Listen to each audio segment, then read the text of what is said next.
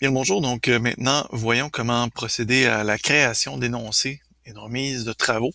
Alors évidemment, on peut toujours le faire de deux manières. Donc premièrement, comme je le mentionnais dans le survol de Léa, on peut toujours venir dans le sommaire ajouter des énoncés. Sinon, on vient directement dans l'onglet Travaux, énoncés et remises. Et là, on peut voir donc le sommaire des travaux, ainsi que la liste des travaux, et distribuer un nouvel énoncé. Donc, alors, on pourrait avoir accès vraiment à la liste complète, distribuer un nouvel énoncé encore. Comme on voit, tous les chemins mènent à Rome. Alors, on peut aller directement à distribuer un nouvel énoncé. Alors, on nomme notre énoncé. Et là, ce qui est fantastique, c'est que vous pouvez toujours libeller un énoncé de travail. C'est aucun problème. Vous pouvez également tout simplement libeller un bref énoncé de travail et inclure tout simplement les détails, donc l'ensemble des consignes pour le travail, ou en fait, vous pouvez également vous servir de ça comme étant seulement des annexes aux consignes qui seront déjà plus largement définies dans votre zone de texte ici présente. Donc voilà, alors à vous de voir comment vous souhaitez gérer le tout. Et évidemment, par la suite, vous avez à catégoriser le tout, donc vous pouvez le catégoriser si vous le souhaitez. Et par la suite, mon public cible, alors à vous de voir, est-ce que ce sont les étudiants de tous les cours que je donne à l'hiver 2020, ce qui serait quand même assez rare, à moins que vous donniez évidemment 4 fois le même cours.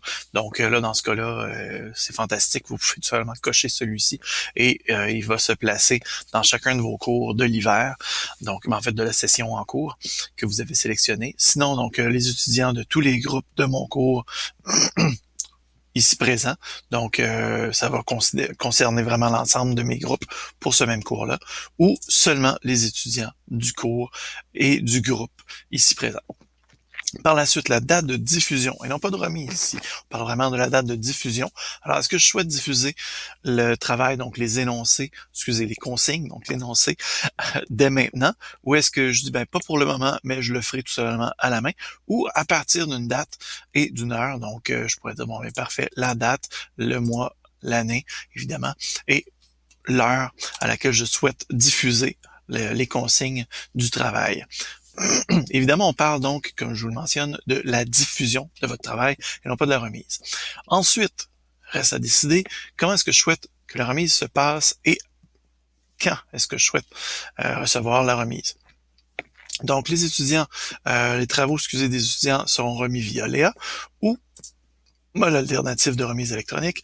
Donc, dans le cas d'une autre remise électronique, voici les instructions.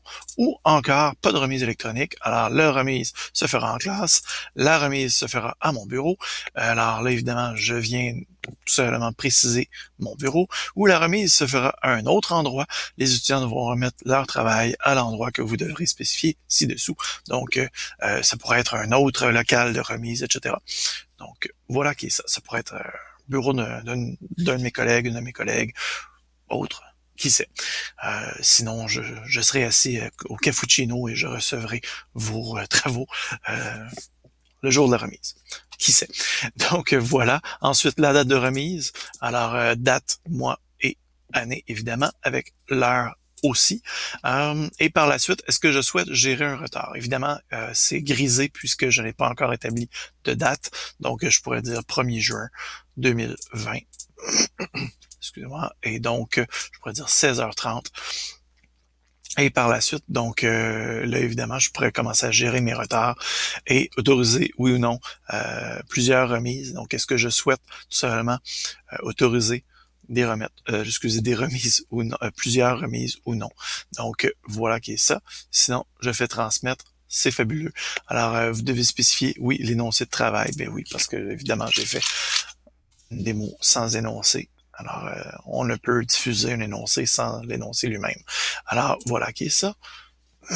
Ah, veuillez indiquer la date de distribution de l'énoncé. Parce qu'évidemment, oui, c'est fantastique parce que justement, on peut toujours avoir des rappels lorsqu'on oublie tout simplement de faire quelque chose dans une démo. Alors voilà. Et là, cette fois-ci, vous devez indiquer aux étudiants que les étudiants devront remettre leur travail. Alors, c'est fantastique. Oui, parce que évidemment, j'ai dit au cafou. Voilà. Est-ce que finalement j'oublie quelque chose? Eh bien voilà, Donc maintenant, je n'oublie rien. Ah, je pourrais continuer comme ça à émettre différents travaux de cette manière-là.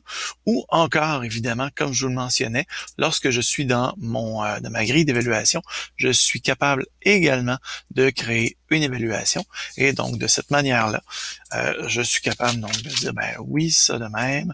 Après ça, je peux venir... Pardon, excuse-moi. Donc, voilà.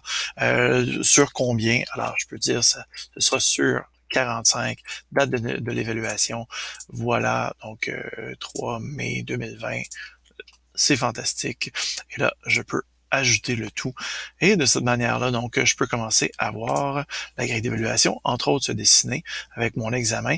Et j'ai mon travail également que je pourrais aller préciser aussi pour le catégoriser et le paramétrer davantage. Alors, voilà pour ce qui est de la création d'évaluation et de travaux, donc pour la remise des travaux, etc. Ça se fait comme ça. Merci beaucoup. Au revoir.